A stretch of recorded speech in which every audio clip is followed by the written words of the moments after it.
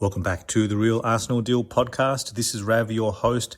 How is everyone today? And hope everyone's feeling okay in the aftermath of a very tight, narrow 1-0 loss to Liverpool at Anfield. We'll get stuck into the selection question marks and some more injuries, of course, and just the overall performance, which I think was there, and there are positives to glean from it. However, whenever you lose a match, whenever you lose a Premier League match, of course, in such a big fixture, heading into the international break now, so it's going to be a couple of weeks before Arsenal have the chance to atone for this loss, that it is a bit of a flat feeling, isn't it? So look, let's just get stuck straight in.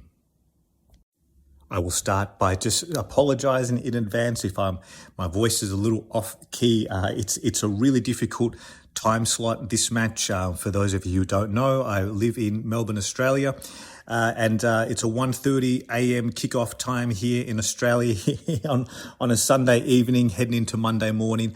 It's a really, really difficult fixture for me to navigate. Out of all my experience watching Arsenal, this Sunday overnight, Monday morning time slot, it's smack bang right in the middle of that dilemma where do I just maybe try and stay up and go through. If it was like an 11 p.m. fixture, I'll try to do that.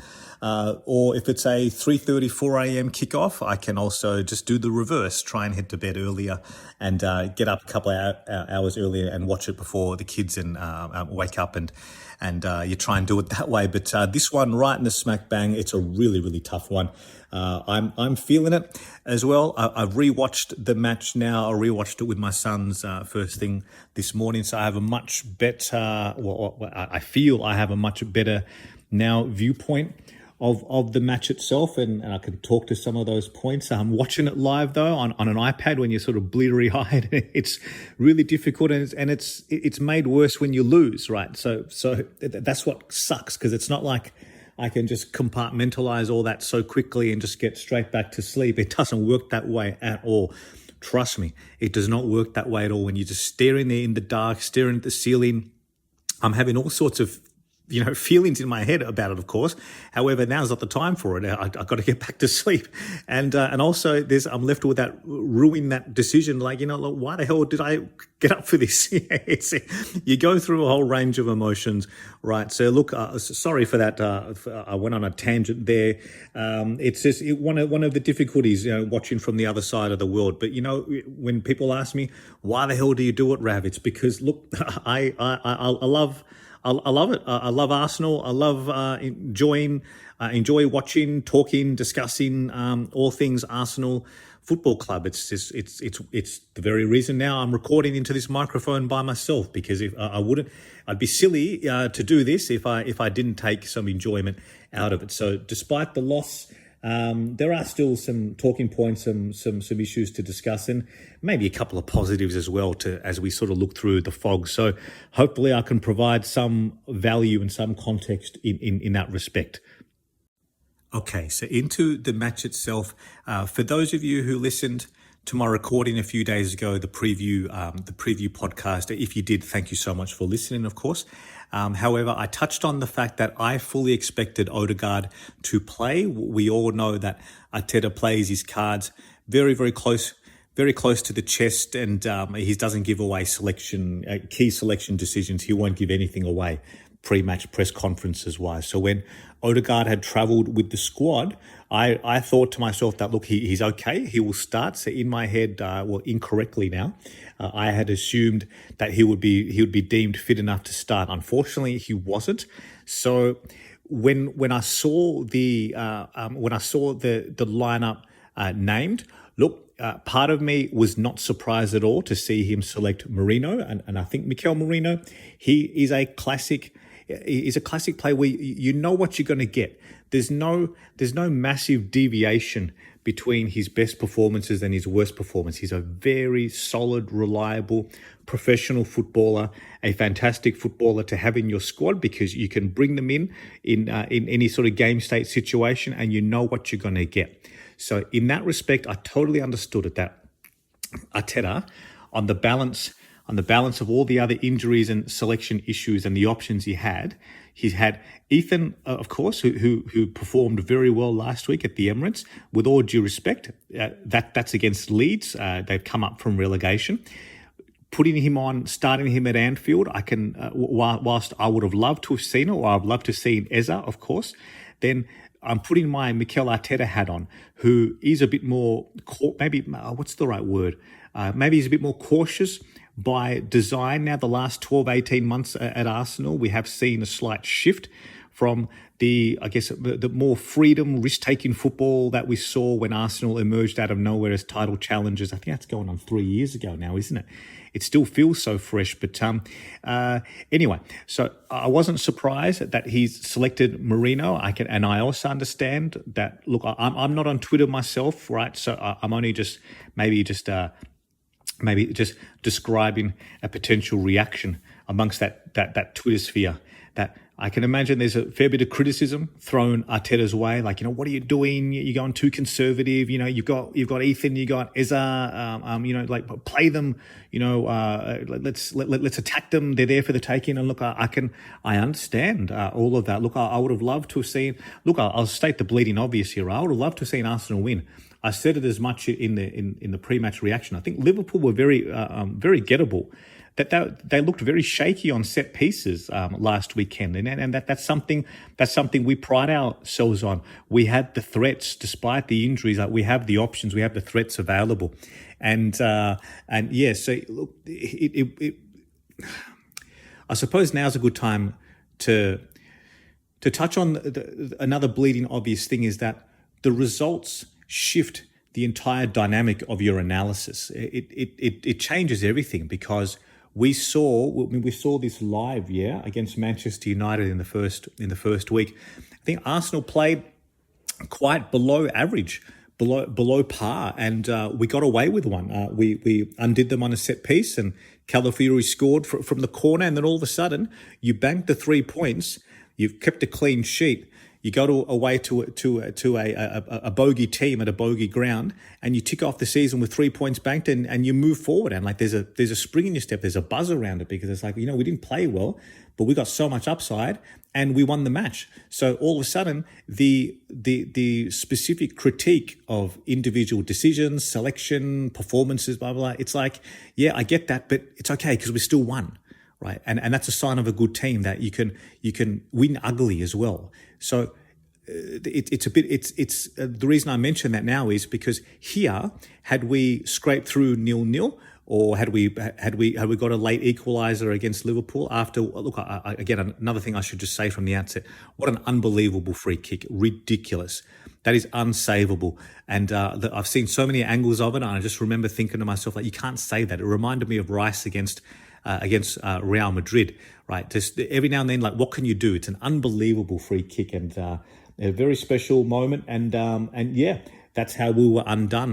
That Liverpool otherwise didn't really create that much. And on the balance of the match, I think we deserved a point, and we probably had the better chances that I'll come to later, because we certainly have some regrets around some final decision making in and around the box. But I'll just steer back on to my earlier point, that results-based analysis is a thing. That had you said pre-match that we would spend the best part of 70 minutes without Saliba, because of course he rolled his ankle and had to come off early, which changes the whole dynamic, because we've made one of the two outfield substitutions that we could, as in you can only make 3 subs in game, right? And aside from half time, we'd already used one of them within the opening 4 to 5 minutes. Mosquera, I thought, was outstanding.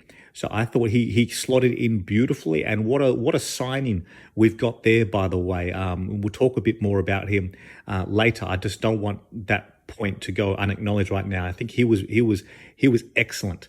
What a time to be thrown into the cauldron of Anfield, right? 5 minutes in to the match, one of the best centre halves in the world goes down unexpected, and he just looked assured, and he had an excellent pairing with Gabriel throughout. So the point I was trying to make was, in this match, if you had told me that we're going to spend the best part of 70 minutes without Saliba on the pitch, without Odegaard, without Havertz, without Saka, And to a lesser extent, you can also put Ben White in there. Or he in years gone by, he's been a staple, right, of Arsenal. In some of our best runs have come with him, Odegaard, and Saka dominating that right corridor of Arsenal, and we've produced some excellent results as we've benefited from that. So, the reason I say to a lesser extent is because we've got Timber there, of course, who is outstanding in his own right. However, just the point I'm trying to make is that I'm not explaining very well, I'm sorry. I'll try one last time. So we've spent the best part of 70 minutes with Saliba off the pitch, Havertz, Odegaard, Saka, and White. Those are 4/5 of your key first-team players, integral first-team players under Mikel Arteta.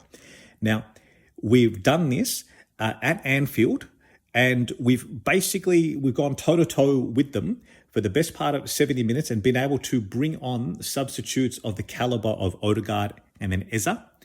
And if you had offered that scenario to me before the match, you said, okay, Rav, we're going to be 0-0 and we're going to have the chance to change things up, shake things up and bring on our brand new signing Eza, and we're going to bring on the captain Odegaard.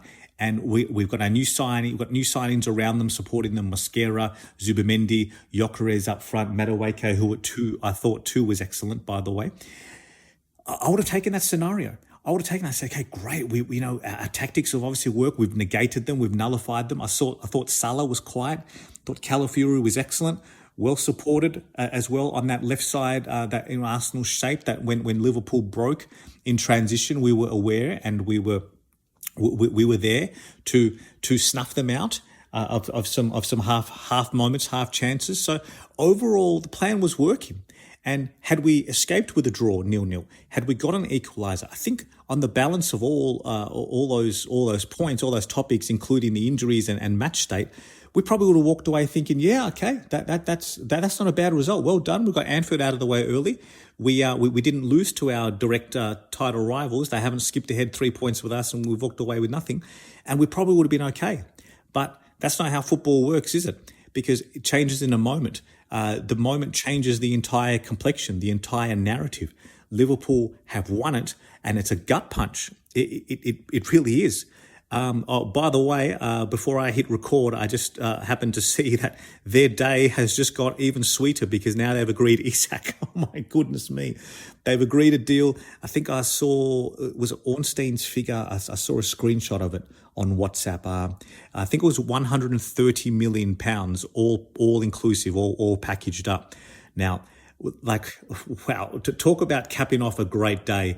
And yes, I know they've spent heavily already, and they've sold so well, and that they're a powerhouse, they're a superpower in global football. Of course, they're an institution, best of luck to them, best of credit to them. And now they've got Isak as the crown jewel on their summer business. I mean, unbelievable signing, and yeah, it is what it is, right? It is what it is. We can only focus on what we can do, and our business too, in its own right, has been outstanding. At the time of recording, I didn't see anything yet in terms of status of Hincapié, aside from the fact that I believe he travelled to London overnight and looking to finalise his medical, and that deal hopefully will be finalised before deadline day in the next few hours. So Arsenal's business has been excellent too, of course. However, the point I keep trying to make, and I keep botching, my apologies again, is the fact that football can be so results-based. There was so much that we could have taken away from the match in terms of narrative and discussion points and the key themes, the key beats, collect the point, go into the international break. But unfortunately, that late free kick is just, it bursts that bubble, doesn't it? Because they walk away with the 3 points. They've landed an early blow against Arsenal. We kind of left to lick our wounds a little bit, and we have to assess some injuries now. Saliba, I don't think it's going to be too serious. Touch wood, famous last words. He seemed to be walking post-match. He gave a thumbs up on a clip I saw. And a rolled ankle, as much as it stings and it hurts, and I've done so myself and so has my sons, you just have to follow the protocols. Ice it really good, try and keep your weight off it, maybe do a bit of pool work in the next few days. And hopefully if it's on the lighter side of it, it's a rolled ankle, you can still recover within a week or so. hopefully. So I'm sure, though, that they're going to be checking for any ligament damage or anything beyond that. But look, hopefully that's not too severe. But Arsenal, we've kind of normalised this thing where we're going into big matches, big fixtures, and we don't have our best players. We just don't, and we kind of just used to it now, aren't we? Well, I certainly am. We're just kind of used to, okay, we don't have Saka for that. We don't have Odegaard. Havertz, if he was available, he would have started this game. Like he would have played because he's so much more involved, the link-up play. Gyökeres, he has his absolute strengths, doesn't he? But in matches like this, they're not tactically suited to him. Well, until which time that Arsenal adjust the way we play, the way that you play to his strengths. Look up early, see the runs that he's making, see the corridors that he's floating across, playing off the shoulder of the defender, of the centre half. He knows what he's doing. He is dragging his opponents into pockets of space where he is waiting for that ball to be then played, and then he can accelerate. He's powerful. He's strong. He's hard to be knocked off the ball, and he wants to go. He wants to charge directly at the goal and take the shot. So Arsenal don't utilise that. Yes, it's only 3 games in, and he represents a fundamental shift in terms of style of play. I understand. I note all of that, and the fact that he has now been thrust into this position where he kind of has to play. He has to play every minute because he unfortunately, we've lost Havertz, and for potentially a couple of months now, with Havertz with his knee surgery.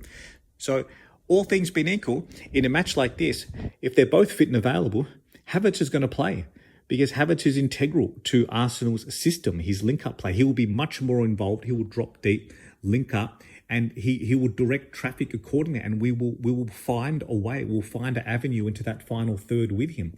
Unfortunately, when you zoom out on matches like this, it looks like a terrible game for Victor Gyökeres. If you looked at his stat, I don't have the number in front of me, but I imagine it's a very low-touch match, similar to what we saw against United. But that's not on him. That's not entirely on him. It is a byproduct of the tactical decisions we make in game, and not helped because at the same time that we are integrating Gyökeres, we don't have our other key players who are entrenched, embedded in our style of play. We don't have Saka on the right. We don't have Odegaard in the middle pulling the strings, everything from the press to positioning to knowing and directing traffic. And of course, playing that pass. We didn't have him on the pitch. We didn't have Saka. Eberici Eza, as glorious as a signing as he is, and as much as I wanted to see him start and play today, I understand why Arteta has chosen Martinelli, because when we have no experience with a front three of Eza, Gyökeres, and Madueke together. And Arteta, by design, by nature, he's in a match like this, away at Anfield, he's not going to take that risk. Whether he should or not, well, look, there's arguments that you should just go for it because they're there for the taking and play players with a bit more creative freedom. So I very much understand and I can lean into that type of reasoning. However, when I just draw upon my own experience of what Arteta has shown over the balance of his tenure at Arsenal, that I never really thought for a moment that he's going to then say, hey guys, I know you've never played together and Ebere has only been at the club a week and you've had 3-4 training sessions together, but here you go. You're all going to start at Anfield together. He's just not going to do that. He's going to lean upon his squad members who he knows what he's going to get, who have been there with him through thick and thin in this recent run at Arsenal. So it was always going to be one of Trossard and Martinelli. From what I understand, Trossard is a bit short fitness-wise, so it was going to be Gabby Martinelli. And herein lies the next iteration of this conversation. Martinelli did not have a good game. He did not have a good game. He's very important structure-wise, experience-wise, and he does a lot of grunt work defensively. I think I've noted that many, many times over the last few months. He gives his all. He bleeds for the badge. Unfortunately, though, as time goes on, how do I say this? Because I don't like going in on players. This is not the channel for that. I'm not digging people out. However, I just want to say this in a more balanced, factual kind of way, is that unfortunately Martinelli's shortcomings too often undo us in the final third too often. That he's got that bit of a reckless streak where he just charges into the box. He's got his head down, but look up, mate. Like, look up earlier, right? There was 2 or 3 times where Gyökeres, he'd made the run. He'd made the run. And if you were to do that whole freeze frame thing, right, when Martinelli's got the ball at feet and Gyökeres is moving, we don't take it. And this is not to dig out Martinelli because he's not the only one. There's probably a number of these moments throughout the match where Gyökeres is there. He's doing his thing. Players across the board from all positions, all sides of the pitch are not taking it. We are not capitalising on that. Now, over the course of the season, will we correct that? Of course. I mean, as time goes on and experience and we integrate more into this new style of play, yes. But at the moment, we're only 3 games in, and these shortcomings are holding us back. And in this instance, they've cost us. They've cost us points. It wasn't just him, of course. I do believe Eza, he should have shot that ball. You know what I'm referring to, right? When he's come on, he had that opening, and I would have loved to have seen him take the shot, maybe take it earlier as well. He drifted into a beautiful pocket of space, and oh my goodness, I was on the edge of when I say edge of my seat, I was watching in bed, but I almost said, I was like, this is it. And then, oh my goodness me, you've got to do better in these moments. You have to take these half glimmer chances because there were enough of them over the course of the match. I thought Madueke, he had some good shots on goal. Alisson kept him out in close range in the right that was going in. He had another good chance where he cut back in on his left in the first half. It was well blocked by the defender. I thought Madueke versus Kerkez, I thought that was a sensational battle. I thought that was excellent. Both players can sort of, walk out of that match with their head held high. I thought Madueke was excellent. Kerkez as well made a number of defensive interventions at key times as well, right? He had his work cut out for him. I thought Madueke was very, very promising in that position. How lucky are we to have that we've powered up our options, that we can still have a situation like that. Those players that I mentioned earlier, without Saliba, Havertz, Odegaard, Saka on the pitch, and White, that we've still got players, squad options, that I look at a match like this and thinking that we still should have gone there and done more to win it, that we could have won it or at least come away with a point. How good a reflection of that is that on Arsenal, that we have powered up like we have this summer with our signings. Oh dear, this is getting a bit. I can just feel my voice starting to go as well, because it's a frustrating match, a frustrating day, largely coloured by that late goal, and it really takes the sting out of your tail. As I said, though, I still think there are positives for Arsenal. I think the performances of some individuals, I thought Mosquera, as I said before, was very, very good. Gabriel, you know exactly what you're getting. He's a powerhouse as well in his own right. Calafiori, I've been very pleased to say that he's kept fit. And, clearly at the moment, he's the number 1 left-back choice, and with good reason. He had the most shots on target, along with most shots on goal alongside Madueke, right? So credit to both of them in their own respect, right? They've performed really adequately, and some of my worries or concerns about Calafiori defensively. He's an Italian defender, right? You got to remember that. He's Italian. These guys know how to defend. They're absolute machines. And I thought he equipped himself, like, going forward and back. I was very impressed with Calafiori.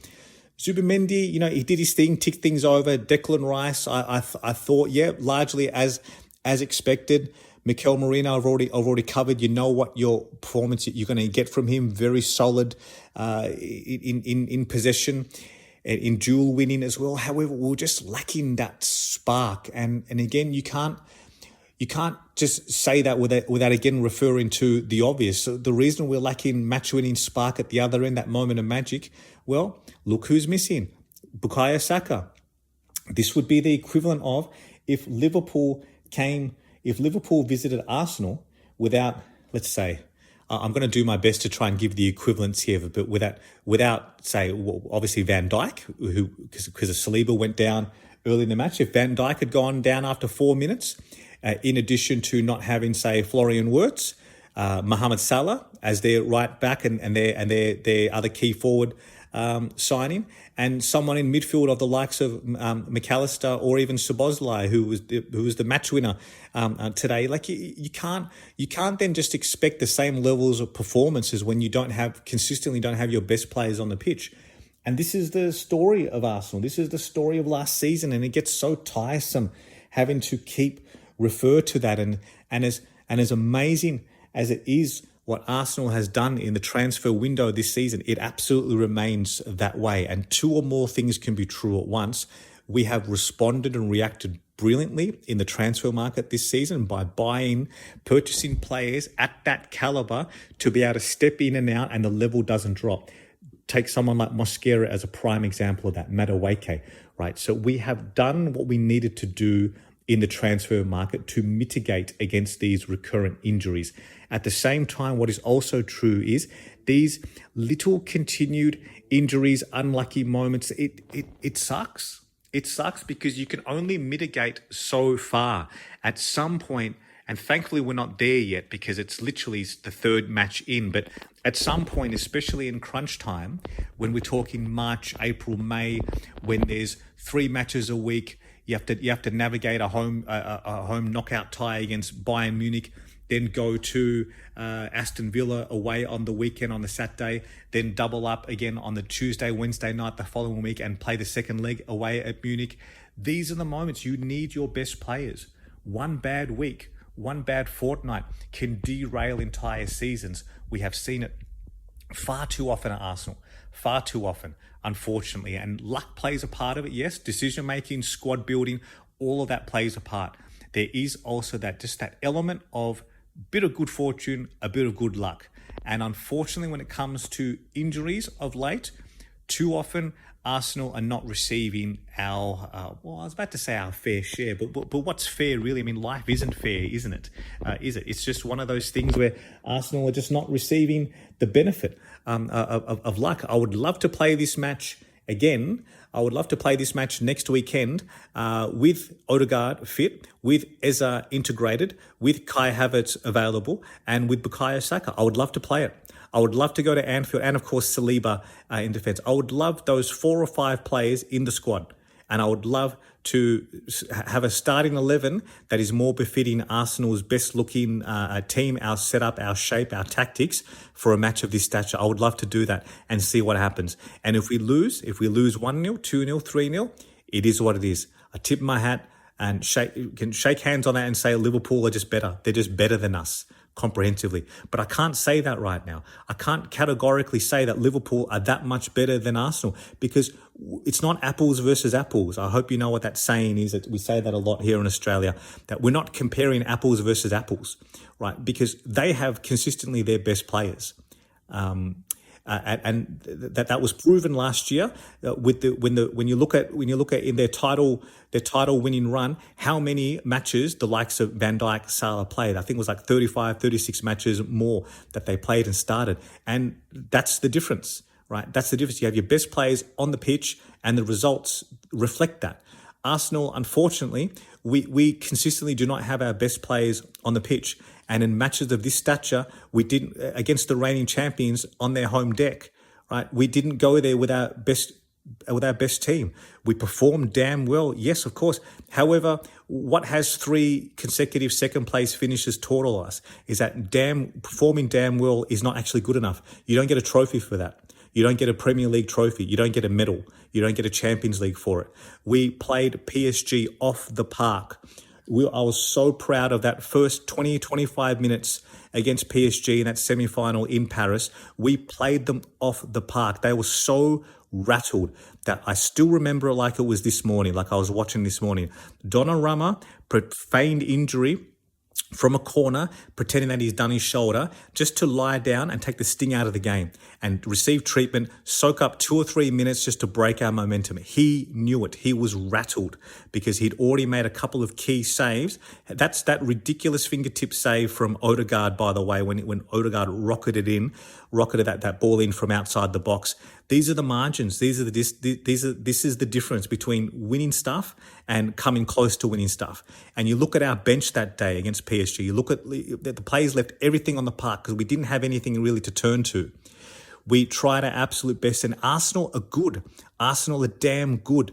However, we're not great just yet because we haven't lifted those trophies. Until we do, there's just going to be this little stigma that associates and hovers over Arsenal, and it's going to cloud the discourse. It's going to cloud the narrative around Arsenal. Don't buy into that too much because we consistently have not been able to put our best players on the pitch, and we haven't really been able to see how far away are we actually? How far away is there a perceived greater gap between Liverpool and Arsenal than there actually is? I don't know because we haven't gone there, like I keep saying, with our best players, and it's going to sound like excuse making, and it probably is to a large extent, right? Because how many more times can we keep moaning and groaning about bad luck and injuries and blah blah blah? At some point, I'm hoping there's a shift in fortune, a shift in luck, that we can start to get our best players consistently on the pitch, manage them well, rotate them well, manage the individual workloads of some more at-risk players such as Saka, right? And I think a big reason for some of the purchases we made this season, like Madueke, is with that in mind, because we got to think long-term as well now. Our squad is built not just for this season, but to really have a red-hot crack, a tilt in the next 2 to 3 years. Premier League, Champions League, we want it all, right? So we are building a squad for that. However, how many more times can we just keep consistently going to places, playing matches of this stature in Paris, in Liverpool, at Anfield and whatnot, without our best players on the pitch when you actually need them, when it matters? And that's just a source of frustration. And that was a long rant to get out of the way. But please let me know, what do you think? Do you agree with some of what I'm saying, or do you think it's largely excuse making? Please do let me know, because this is a bit of a raw reaction as well. I'd love to receive your feedback and hear what you have to say. So look, just to round off a couple of key points before I finish this one off, I do believe as well that we let the game drift a bit too much. Arteta referenced after the match that Liverpool really started to exert themselves early in the second half. I think he referenced a period of around from about the sort of 55 to sort of 70-minute mark where they were on top. I think we should have reacted earlier. Yes, I know we had a plan, like I referenced before. At some point, keep the game tight, locked in, and we'll try and bring on Odegaard and Eza to unlock it and try and pinch it.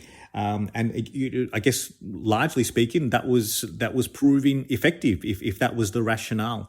Unfortunately, the goal that they scored from Szoboszlai changed everything. What a free kick, by the way! It's so good. What can you do? Unsavable. Look, we could have done more. I also think, look, if you're Ethan Nwaneri and you're seeing Max Dowman come on ahead of you, he's already had Eza come on ahead of him as well. He's already been, I wouldn't say omitted, but he's always been looked over for starting in place of Odegaard, where from what we hear coming out of the club is that Ethan is considered a central midfielder. He's not really considered as a viable option, I guess, on the right or the wings just yet, even though he can play there. And he did damn well. He was our third top goal scorer last year, right, with 9 goals overall. And he really didn't feature that much in the final month, 6 weeks or so in the season. So he probably would have added to that potentially and got into double figures and perhaps maybe a couple more. So if you're Ethan Nwaneri and you're seeing Max Dowman come on, I'm not sure how he's feeling at the moment. Personally, and this is again nothing against Dowman, like incredible what he's been able to do and his elevation into Arteta's thinking in such a short space of time for a 15-year-old, outstanding. Good on him, good on his family, and I hope he continues to blossom like this. However, in this match, this game state, I question that decision. I really do. I think it should have been Ethan. That's just me personally. And again, all of this is clouded by the result, isn't it? Because if we'd pinched a goal, if we'd somehow found a way through their defence, if Eza had taken that shot early and it had gone in, then look, we're not even talking about this. We're not talking about Max Dowman coming on 88 minutes or 89 minutes. It's just one of those things that's a byproduct of losing a match, losing a Premier League match brings so many other things into the spotlight. And I guess that's been the theme of this entire recording. And you can't really afford to lose more than I think historically speaking, when you look at the teams that have consistently won the Premier League, I don't think you can afford to lose more than 4, perhaps 5. Maybe it's 5 or 6. Maybe I'm being a bit harsh. Last year, Arsenal only lost 4 matches, and where we came unstuck was that points dropped from winning positions stat. That we drew too many matches overall, drew way too many matches. That's what undid us last season. And we've lost a match here, and we can't afford to lose more than say 5 to have one already in the opening 3. I don't think you look in that respect. It's not great, is it? It doesn't look great. Do we need to overreact or anything just now? Well, maybe some elements of the fan base is saying yes. For me, it sucks. It especially sucks because it's a couple of weeks now out of action. It's going to be international break, and we all know what the doom and gloom spells for Arsenal, especially when Calafiori goes away to the Italian team. My goodness, it reminds me of all the days when Van Persie used to go away on international duty for the Oranji for the Dutch side, and he'd come back with my goodness, needing surgery or something on his ankle. So just touch wood. We want all our players fit and healthy. I think Odegaard is selected to play, but for Norway, but hopefully common sense applies there. He can be managed well. Few England call-ups as well, of course, Madueke, Lewis Skelly, Rice. I think Eza too. So, it's when you're good and you've got good players, naturally, they also get selected for their countries. So this is just one of those things, these nagging international breaks, they come, and you just hope the players can just go there, do their thing, and come back unscathed and healthy and fit and firing again for our next match against Forest at home. So I think I've probably stumbled my way through this podcast. I think I might wrap it up there. Thank you so much, everyone, for listening. I know it's frustrating. You're probably frustrated too, but there's still plenty to look forward to and plenty to be positive about. So please do let me know what you thought of this. Any questions, comments, feedback, I'd most welcome it, please. Happy to cover anything on my next recording in a few days' time. Until then, look after yourselves. It's not all bad. We just got to dust ourselves off and take some harsh lessons from this one and go again in our next at our next opportunity. So if you could please, if you're watching on YouTube, consider liking and subscribing. Thank you. Or a review on Apple Podcasts or Spotify will be most welcome. Thank you so much. And until then, look after yourselves, okay? Stay safe, check in with your loved ones, reach out if you need any help or support. And again, as always, thank you for listening, and come on, Arsenal.